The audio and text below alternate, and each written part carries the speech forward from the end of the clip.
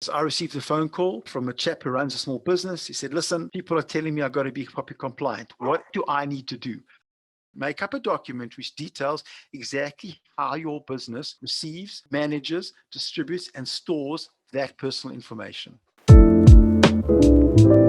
Jules, thanks for jumping on last minute. I just want to have a quick call here to demystify the POPIA Act. I just see so much on LinkedIn, people talking about it as if it's almost a surprise. And I think it can be quite intimidating. I thought let's just jump on here and simplify it and offer people some information that they can use. And I think, the bottom line is, what does the Act require of business people in South Africa? They have to, at the least, be able to record where and how an entity's personal information moves and flows through their business. There is a responsibility for the business to be able to know how it's dealing with personal information. Regardless of whether they use a tool or an Excel spreadsheet or however they choose to do it, I think it's going to be very powerful if you make it visual for people. Okay. So at the outset, one would need to be able to capture what aspect of your business is engaging with a piece of personal information. And the example that you see before them, we're just calling that value chain. It's the column on the left, and one would select the appropriate value chain from a list and put it onto this environment. And as you move through the value chain, you may have particular processes. I've selected a new customer take-on process. Again, from the list, there are no L4 or L5 processes. And then one would choose, when you reach a point, what is the data subject that deals with a particular piece of information? Is it a candidate? Is it a beneficiary? Is it a consultant? Now, these are not hardwired values in this particular demonstration. I've pre-configured some values, but they could be configured to any value that you've identified pertinent to your business in terms of the data subject type that deals with personal information.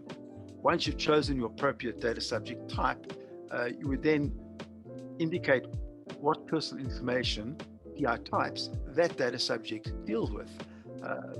And I'm just going to pick a couple. And you can see that very easily one can begin to capture how a piece of personal information like age or color or contact number engages with your business, from the type of person in your business all the way back up to the primary process in your business and flowing downwards to the purpose of that piece of information in your business. Why do you need the age of a person? Why? You may have multiple reasons for needing the age of a person.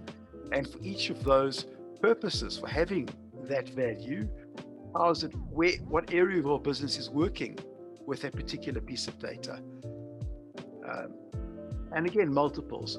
And you can see that the branching expands very rapidly as you start documenting how a piece of personal information is engaging with your business and how your business is engaging with a piece of personal information.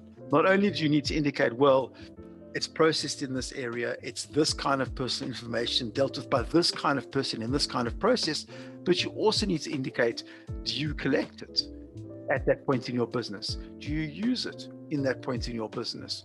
Are you sharing it at that stage in your business? But you're going to map this for every piece of information or every core process within your business. Every personal information type that you deal with needs a full mapping. You need to map them in terms of what process in the business engages with them, what system in the business engages with them, what external third parties deals with that particular piece of personal information. So once you've done the mapping, what happens next? There is a likelihood that you receive a knock on the door and the person behind the door says, listen, we know that you've got 1 million customers on your records. There's been a complaint that information is leaked out of your business. We need to understand how you are dealing with personal information. Let us see your privacy inventory. What are your processes and where are your touch points for personal information?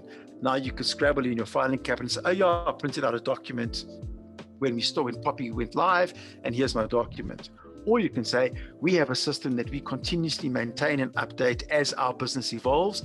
Would you like a report that the auditor can then review at their leisure? There's one objective of this little session is to just give people that insight demystify it, give them some ideas of how they could get started to become compliant in whichever way they choose to do so. Thanks for that, Jules.